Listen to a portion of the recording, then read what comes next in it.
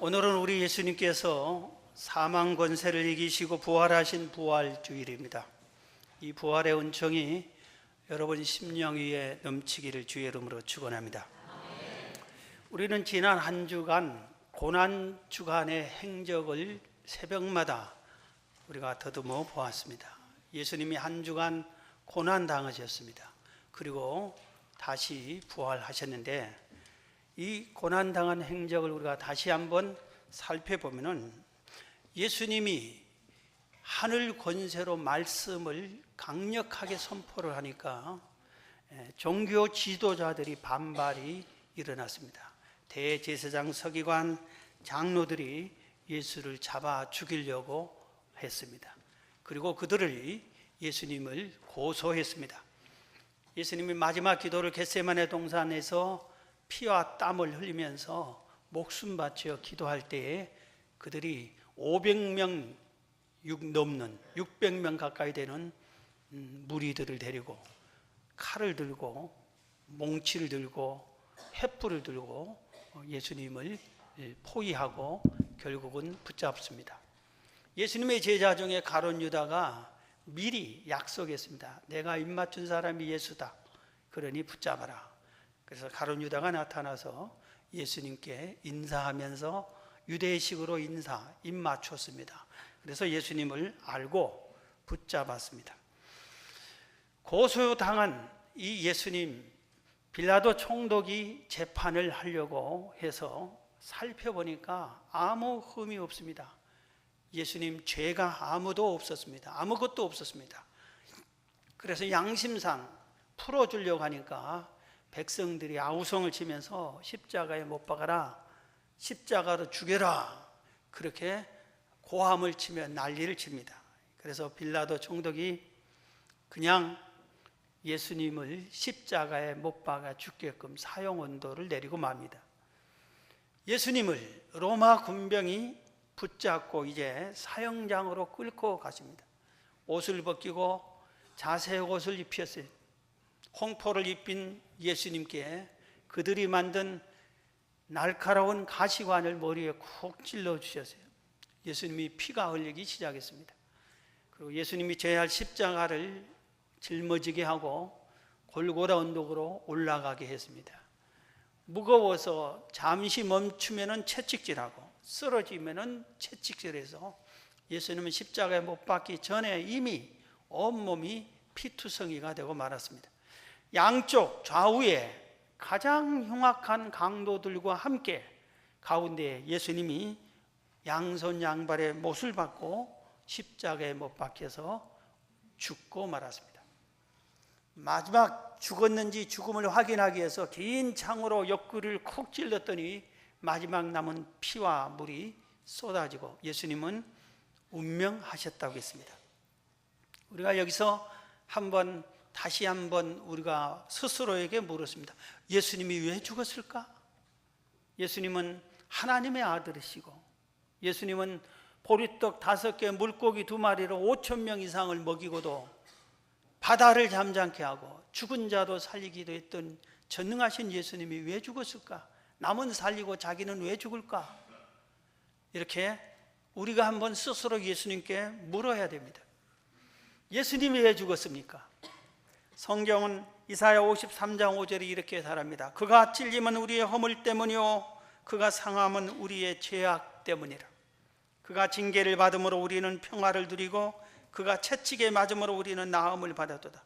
예수님이 죽은 것은 우리의 죄악과 허물 때문이다. 우리의 죄를 대속하기 위해서 대신 죽어주신 거다. 예수님이 채찍에 맞은 것은 우리의 육체의 질병을 치유해 주기 위해서다. 징계를 받았으므로 우리에게 죄악의 근심, 걱정, 고통이 사라지고 심령에 참 평안을 주기 위해서 예수님이 고난을 받으셨다. 이렇게 성경은 말하고 있습니다. 예수님이 죽고 나자 예수님의 제자 중에 아리마대 요셉이 예수님의 시체를 다오 내가 장사 지내겠다 하니까 허락을 합니다.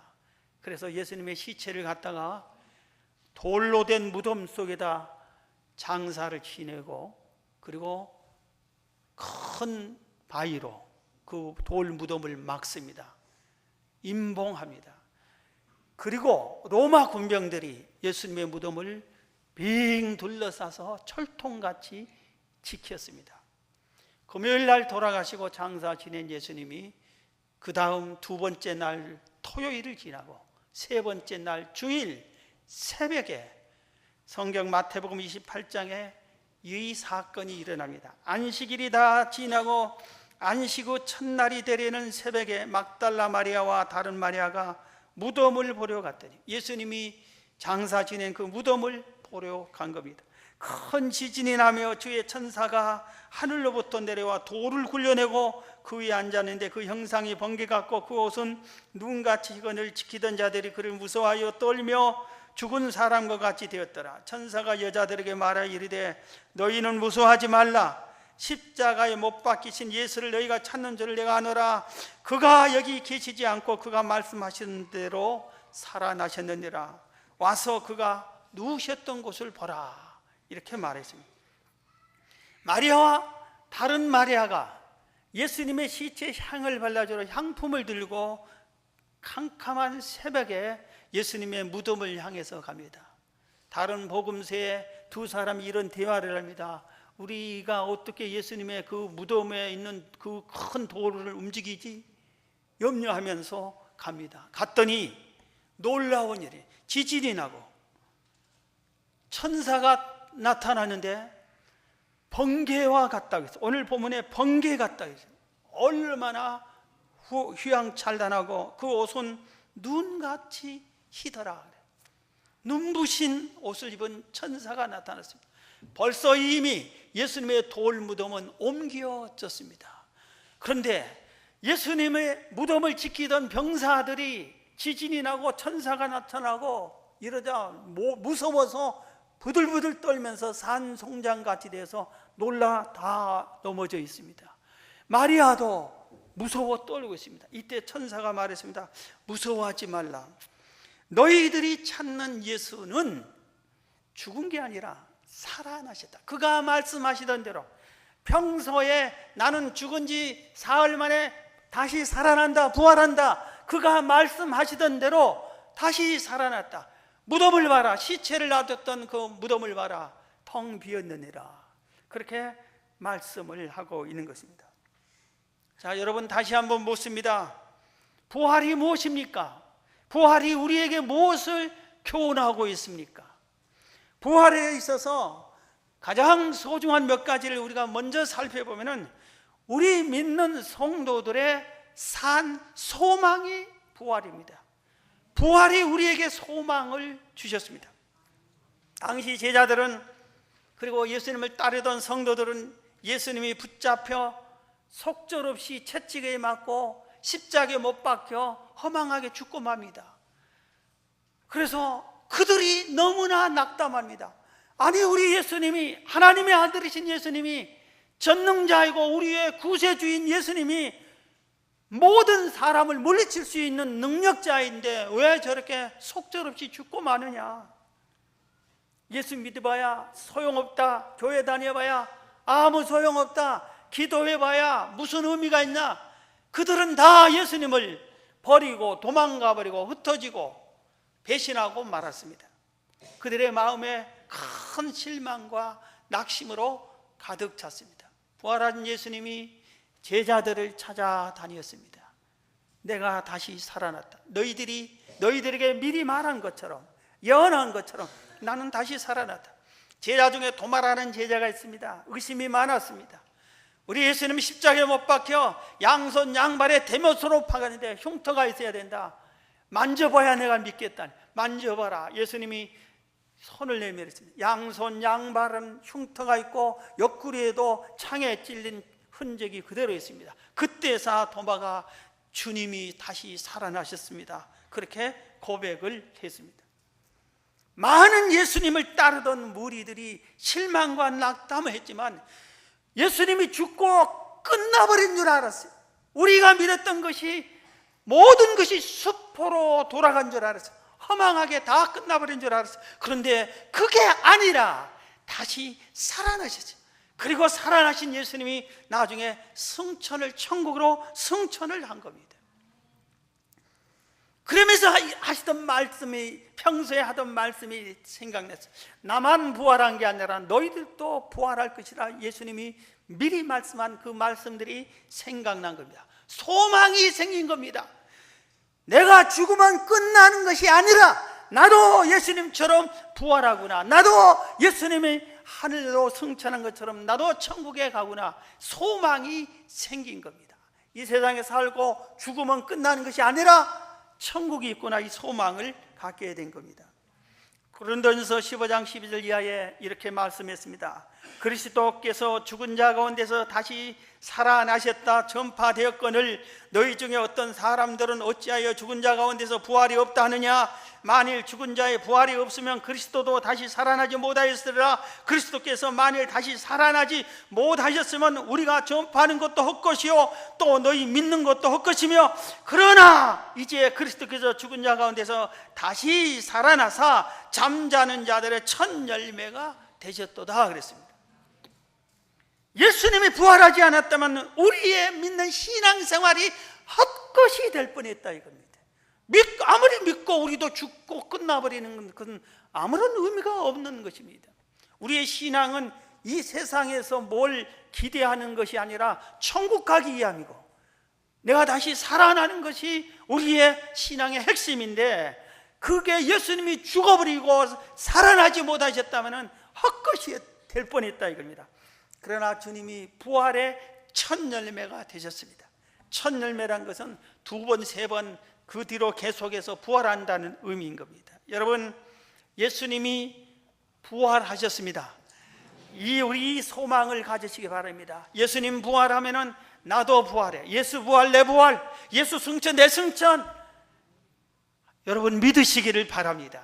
여러분의 소망을 이 부활에 천국에 두기를 주의 이름으로 축원합니다.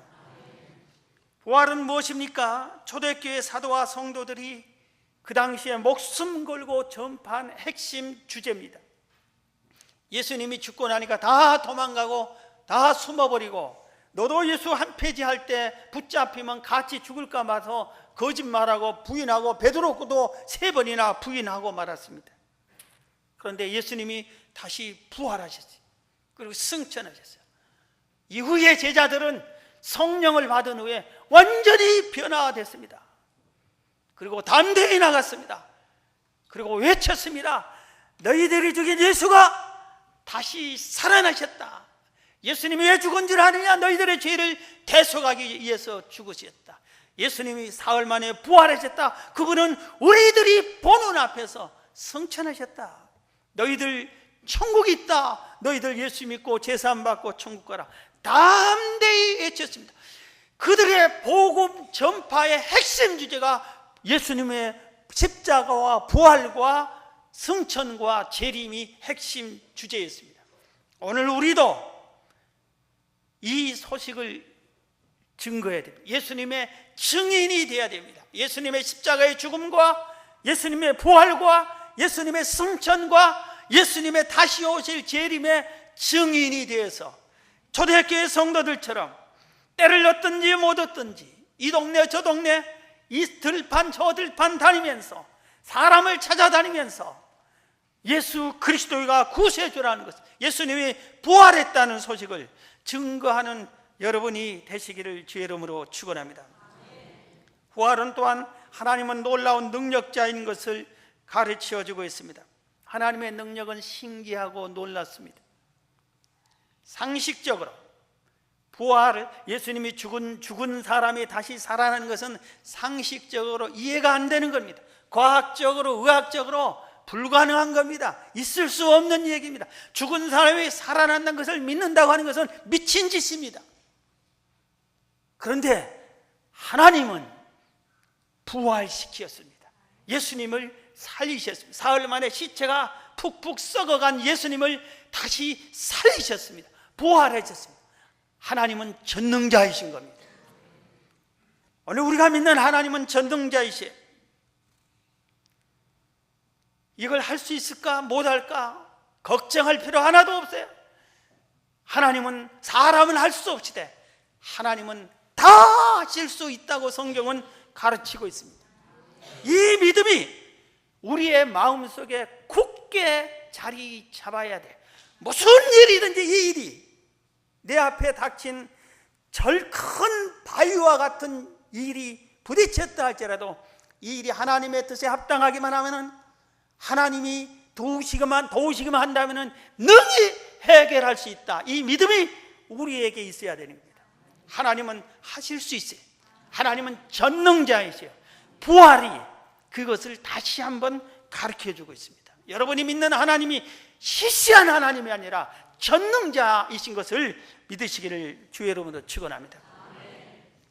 부활은 우리에게 세상의 다른 종교와 기독교는 다르다는 것을 가르쳐 줍니다.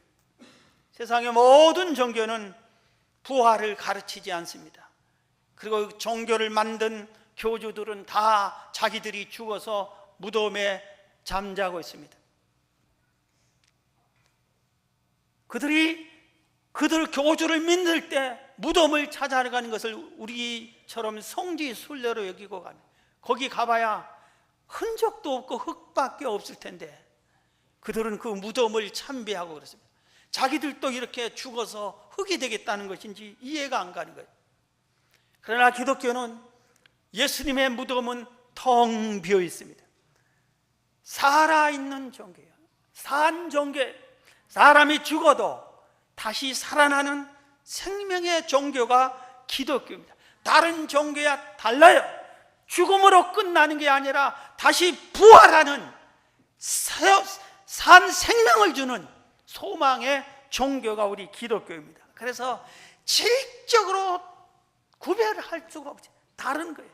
전혀 원천적으로 다른 거예요. 생명의 종교, 부활의 종교, 이게 바로 우리 기독교인 겁니다. 이 부활주일에 우리가 예수님의 재림을 생각해야 됩니다. 지난주 특별 새벽기도 기간 한 주간 동안에 예수님의 고난의 흔적을, 성경을, 사복음서에 있는 것을 다 보면서 제가 하나 크게 깨달은 게 있었어요. 자, 한번 생각해 봅시다. 여러분이 일주일밖에 안 살아. 그러면은 무엇을 하겠어요? 여러분 자녀들에게 무슨 말을 하겠어요? 일주일밖에 기회가 없으면은 무엇을 하겠어요? 예수님이 공생의 3년 동안 많은 교훈을 했습니다. 많은 것을 가르쳤습니다. 그러나 마지막 일주일밖에 안 남았을 때 가르침이 더 소중한 거라고 생각이 됩니다. 그런데 그 일주일에 가르친 내용 중에 가장 분량이 많은 것이 재림이었습니다. 마가복음에는 13장 전체가 1절에서 37절까지 몽땅 재림을 가르쳤어요. 마태복음에서는 24장, 25장 2장이나 무려 97절이 예수님의 재림에 대해서 가르쳤어요. 다른 것은 몇 절 불과하지만 재림에 대해서는 이렇게 한 장, 두 장, 97절이나 이렇게 핵심적으로 가르쳤어요. 왜 그랬을까요? 재림이 가장 소중한 교훈이기 때문에 그랬을 겁니다. 그래서 우리는 다시 한번 재림을 깨달았고 재림을 알기를 힘써야 되는 겁니다. 재림은 예수님이 다시 이 땅에 오시는 것을 말하는 겁니다. 먼저 우리는 이 재림을, 예수님을, 다시 오실 예수님을 사모해야 됩니다. 여러분 재림을 사모하기를 주의 이름으로 축원합니다. 자, 보세요. 예수님이 부활한다는 것을 성경 곳곳에 예언을 미리 했어요. 예수님이 죽는다는 것도 미리 예언했고 죽은 지 사흘 만에 부활한다는 것도 미리 예언했어요. 그런데 예수님의 재림에 대한 것도 예수님이 죽기 전에 미리 예언을 해놨어요. 많이 예언했어요. 선지자들도 예언했어요. 예수님 자신이 스스로 예언했어요. 사도들이 예언했어요. 천사들까지 예언했어요. 사도행전 1장 8절에 보면 예수님이 감람산에 올라가서 500명이 모인 성도들 앞에서 승천을 합니다. 그런데 승천하기 직전에 이런 말씀을 하고 승천했어요. 오직 성령이 너에게 임하시면 너희가 권능을 받고 예루살렘과 온 유대야 사마리아 땅끝까지 이르러 내 증인이 되리라 하시니라. 이 말씀을 마치시고 그들이 보는 데서 500명이 보는 데서 올리어져 가시니 구름이 그를 가리어 보이지 않게 하더라. 올라가실 때 제자들이 자세히 하늘을 쳐다보고 있는데 흰 옷 입은 두 천사가 그들 곁에 서서 이르되 갈릴리 사람들아 어찌하여 서서 하늘을 쳐다보느냐? 너희 가운데서 하늘로 올려진 이 예수는 하늘로 가심을 본 그대로 다시 오시리라 하였느니라. 그랬어요. 천사가 그랬어요. 예수님이 승천하는 것을 본 사람들이 예수님이 승천하고 구름 타고 올라오니까 안 보일 때까지 계속 쳐다봤어요. 우리가 뭐 인공위성 어렸을 때 보면은 저도 인공위성을 본 적이 안 보일 때까지 쳐다봐요. 안 보일 때까지. 비행기가 가면 비행기가 지나가는 것이 안 보일 때까지. 어떨 때 보면 제트기가 하얀 연기를 내면서 가을 하늘을 쫙 가는데 안 보이잖아요. 나중에 그때까지 쳐다보죠. 그런 것처럼 예수님이 부활을 승천을 다 하시는데 안 보일 때까지 쳐다만 보니까 옆에서 천사가 왜 하늘만 쳐다보느냐? 구름 타고 올라가신 예수님은 올라가신 모습 그대로 다시 오실 것이다. 이렇게 예언을 했습니다. 여러분 다시 오실 예수님을 사모하시기를 바랍니다. 여러분 사모하는 마음이 있어요? 예수님 보고 싶습니다. 예수님 그립습니다. 언제 오시렵니까? 여러분 전쟁 때 남편이 끌려갔어요. 싸우러 갔어요. 어서 돌아오기를, 아무 사고 없이 살아 돌아오시기를 얼마나 기다립니까? 그런 심정으로 사모하는 마음으로 기다려야 돼요. 우리 어머님이 일제시대에 우리 아버님이 이북으로 흥남으로 가셨대요. 흥남인가 함흥인가 흥남인가 거기를 가셨대요. 그런데 어머님이 아무것도 모르시는 어머님이 자기 남편을 보고 싶어서 남편에게 찾아갔습니다. 자, 남쪽 섬에서 배를 타고 그리고 어떻게 해서 기차를 타고 기차가 거기까지 쭉 가는 게 아니라 뭐 갈아타고 근데 잘못 내려가지고 먼저 내려가지고 다행히 기적적으로 어떻게 내가 보니까 그 얘기를 듣고는 하나님은 그때 안 믿었는데도 은혜를 베풀었구나. 아주 좋은 사람을 만나서 안내해 주세요. 당신이 한번 먼저 내렸다고 저 길로 가야. 그래서 그 길을 기차역이 다음 기차역까지 얼마나 먼 길이에요. 거기를 우리 형님을 데리고 걸어가는데 그런데 거기 가서 아버지를 찾을 수가 없는데 혹시 이런 사람 아냐 했는데 우연히 만난 사람이 우리 아버님을 안 사람이에요. 그분 집이 여기라고 딱 가르쳐줘요. 그래서 거기 갔더니 아버님이 안 계세요. 그런데 나중에 오셔서 만났대. 그 얘기를 하는데 참 남편이 되게 좋았나 보다. 남편을 만나러 그 험한 길을 그 먼 길을 어떻게 찾아갔을까? 네. 여러분 이 여인처럼 남편을 사모하는 것처럼 여러분 예수님을 사모하시기 바랍니다. 여러분 마음속에 예수님 보고 싶은 마음이 하나도 없으면 그건 그리스도인이라고 할 수가 없어요. 예수님이 보고 싶은 마음이 없어요. 예수님 어서 오십시오 사모하는 마음이 없으면 참 그리스도인이라고 할 수 없어요. 오늘 본문이 재림에 대해서 가르쳐 줍니다. 예수님이 재림의 징조를 가르쳐 주세요. 정신 차려야 돼요. 이걸 지식적으로 알려고 하지 마세요. 제발 믿음으로 받아들여야 돼요. 예수님이 이 땅에 다시 오시기 전에 예수님께 물었어요. 제자들 우리한테는 좀 가르쳐 주세요. 언제 예수님이 오고 세상 끝날이 어떻게 됩니까? 하니까 예수님이 언제 온다고 날짜를 얘기하는 게 아니라 그 권한은 하나님께 있다. 나도 모르고 천사도 모르고 아버지 하나님만 아신다. 그러니까 말할 수는 없고 내가 다시 오시기 전에는 세상에 징조가 나타날 것이다 하면서 그 징조를 가르쳐 줬습니다. 오늘 본문 마가복음 13장 마태복음 24장에 자세히 있는데 오늘 본문의 것만 말씀해 드릴게요. 오늘 본문 5절에 보면 이르시되 예수께서 이르시되 너희가 사람의 미혹을 받지 않도록 주의하라. 많은 사람이 내 이름을 와서 이르되 내가 그라 하여 많은 사람을 미혹하리라. 내가 구세주다, 내가 그리스도다, 내가 재림 예수다 미혹할 거라 그랬어요. 21절 그때 어떤 사람이 너에게 말하되 보라 그리스도가 여기 있다, 보라 저기 있다 해도 믿지 말라. 거짓 그리스도들과 거짓 선지자들이 일어나서 이적과 기사를 행하여 할 수만 있으면 택하신 자들을 미혹하려 하리라. 오늘날 얼마나 많은 이단과 사이비가 나타난지 모릅니다. 말세는 더 그럴 거라고 가르쳐 준 거예요. 왜 이렇게 이단들이 많은가 걱정하지 마세요. 예수님이 오시기 전에 징조입니다. 우리는 미혹보다 요새는 더 뭐한 게 유혹에 많이 빠져요. 유혹에 더 내가 악한 마귀의 미혹보다 유혹에 더 많이 넘어가고 있어요. 얼마 전에는 간통죄가 죄가 아니게끔 우리나라에서 합법화됐어요. 그러다 보니까 이게 전부 다 마귀가 하는 역사입니다. 유혹해서 죄악으로 빠져서 죄의 올무에 걸려서 다 지옥으로 끌고 가게끔 세상이 이렇게 변해가고 있는 겁니다. 동성연애자들이 축제를 하겠다고 서울 광장을 빌려달라니까 서울시에서 빌려주기로 했어요. 그래서 지금 기독교가 난리를 하고 있어요. 여러분, 동성연애 축제를 하면은 동성애가 퍼지기 시작해요. 교과서에 그런 것도 기록하자고 난리를 치고 왜 세상이 이렇게 변해간지 몰라요. 소돔 고모라 성이 동성애자들이 너무 많아서 하나님이 유황불로 멸했다고 말하고 있습니다.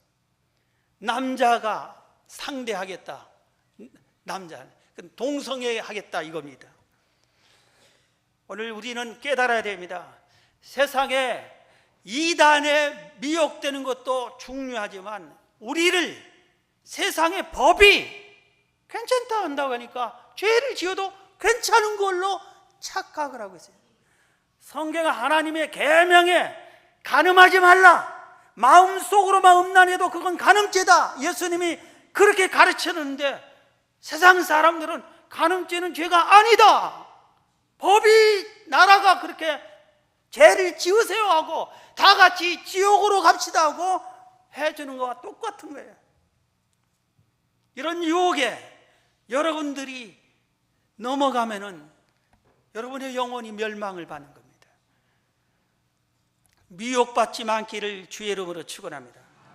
전쟁과 기근과 각종 재난이 많이 일어난다고 그랬어요. 오늘 7절 8절에 난리의 소문을 들을 때 두려워하지 말라. 이런 일이 있어야 돼. 아직 끝은 아니니라. 민족이 민족을, 나라가 나라를 대적하 일어나고 곳곳에 지진이 있고 기근이 있으리니 재난의 시작이다.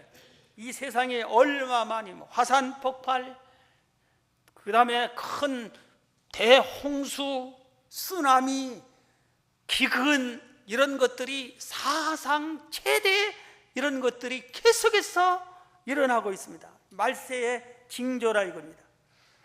그 다음에 핍박과 갈등을 했습니다. 9절에 너희는 스스로 조심하라. 사람들이 너희를 공회에 넘겨주겠고 너희를 해당에 매질하겠으며 너로 말미암아 너희 권력자들 임금들 앞에 설 것이다 했어. 12절 13절 보면 형제가 형제를, 아버지가 자식을 죽는 데에 내주고 자식들이 부모를 대적하여 죽게 하리라. 또 너희가 내 이름으로 말하면 모든 사람에게 미움을 받을 것이다. 요새는 얼마나 핍박과 갈등이 많은지. 지난 2일자 신문에 보니까 케냐에서 이슬람 극단주의 무장단체가 대학에 침범해서 147명이나 죽여버렸어요. 그런데 어떤 사람 죽음을 당했냐면은 기독교인들.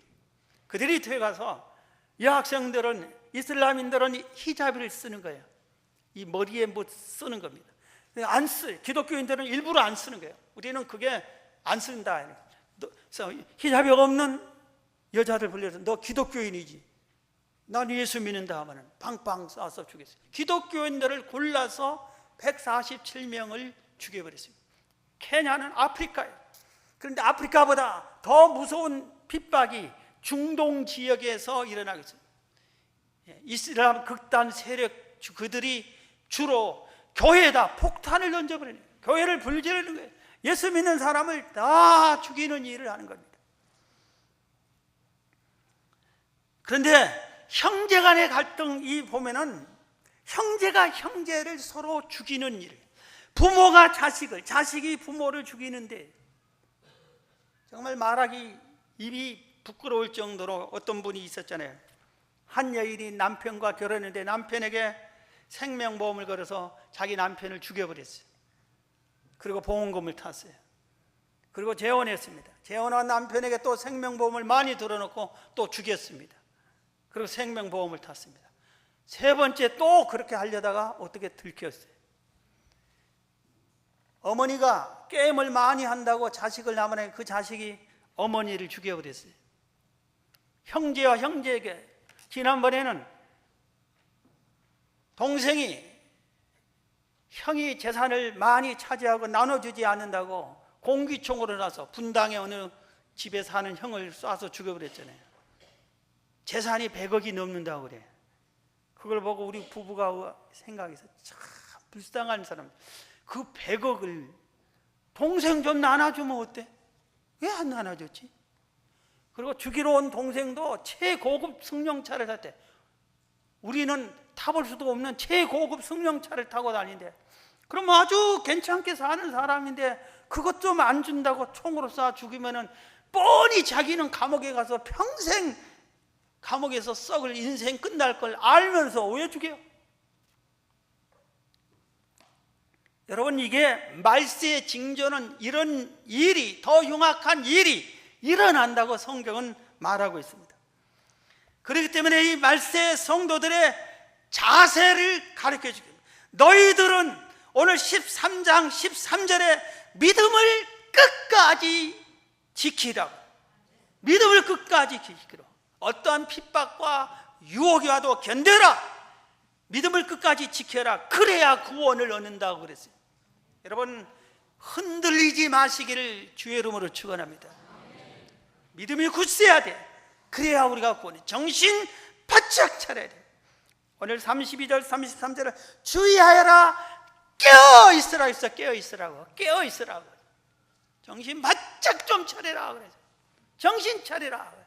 예수님께서 정신 차려야, 정신 차리지 않으면 너도 모르게 언제 마귀의 밥이 된지, 마귀의 올무에 빠진지 모른다 이겁니다.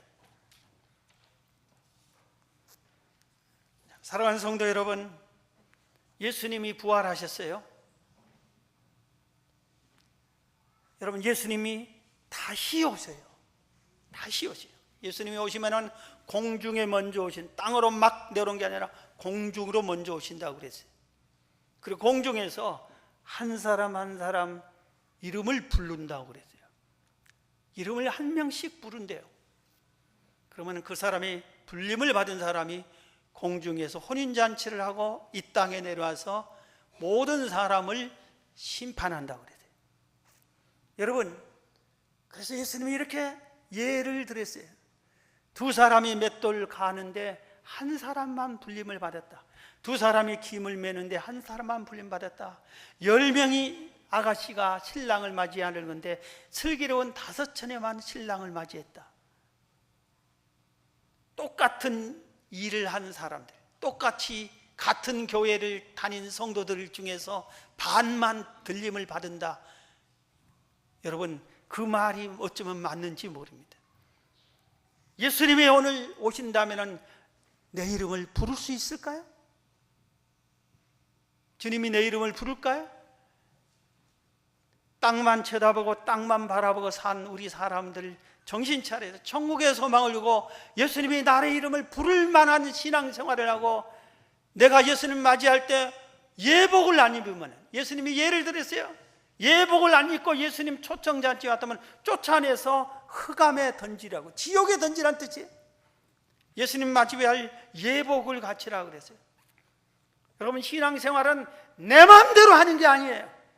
믿고 싶으면 믿고, 가고 싶으면 가고, 기도하고 싶으면 하고, 하기 싫으면 않고, 내 마음대로 하는 게 신앙생활이 아니에요. 신앙생활은 주님을 주로 섬기고 주를 위해서 믿음을 바라보고 주님의 원하신 뜻대로 주의 말씀에 순종하되, 내가 하기 싫은 일도 순종하는 것이 참 신앙입니다. 원수를 사랑하라는 것은 우리가 어떻게 원수를 사랑할 수 있습니까? 그러나 주님이 사랑하라니까 예수 이름으로, 나는 사랑할 수 없지만 예수 이름으로 사랑합니다. 이렇게 하고 사랑을 해야만 우리가 주님께 들림받을 그리스도인의 자격을 얻게 되는 겁니다. 오늘 여러분 예수님 부를 때 다 들림받는 여러분들이 다 되시기를 주의 이름으로 축원합니다.